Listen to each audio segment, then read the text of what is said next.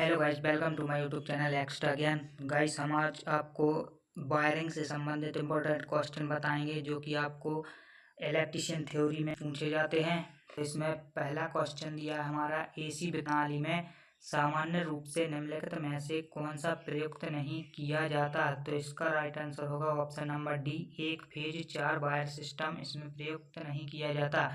दूसरा है, वायरिंग के लिए एक आवश्यक सामग्री है, जो वायरिंग होती है हमारी उसके लिए एक आवश्यक सामग्री है, तो लकड़ी के पेंच।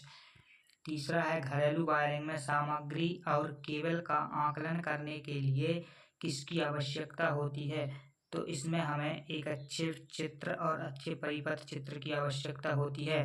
फोर्थ क्वेश्चन है, निम्न में से कौन सा वायरिंग प्रणाली का चयन करने के लिए प्रयुक्त मानदंड नहीं है।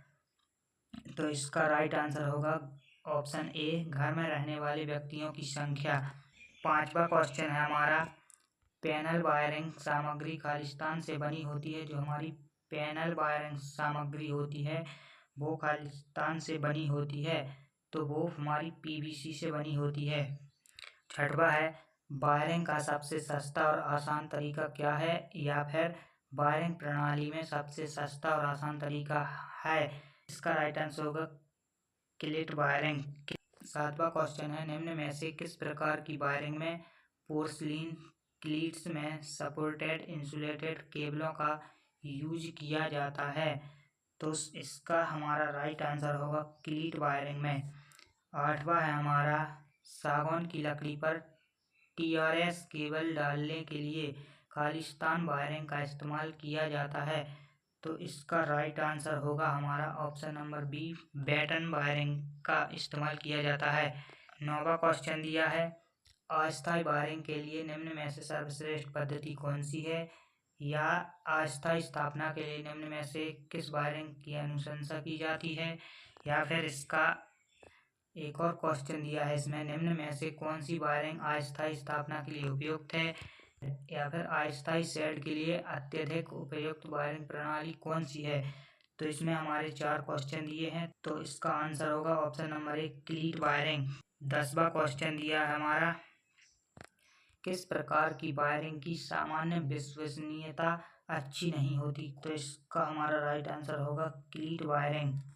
11वां क्वेश्चन हमारा, बैटन पर टीआरएस केबल किसके लिए उचित होती है, या फिर बैटन पर टीआरएस केबल खालिस्तान के लिए उपयुक्त होता है।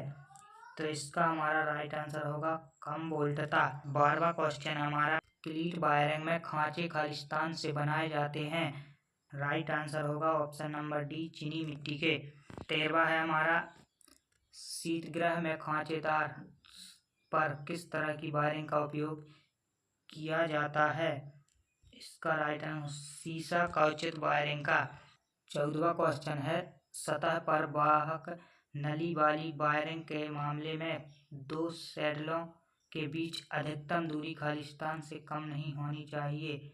इसके अथवा में दिया है, कंड्यूट सरफेस वायरिंग में दो सैडलों के बीच दूरी निम्नलिखित में से अधिक नहीं होनी चाहिए। इसका राइट आंसर होगा 60 सेंटीमीटर का है। 15वां क्वेश्चन, वर्कशॉप में प्रकाश व्यवस्था के लिए निम्न में से कौन सी वायरिंग उपर्युक्त है। तो इसका राइट आंसर होगा option number C, surface conduit wiring.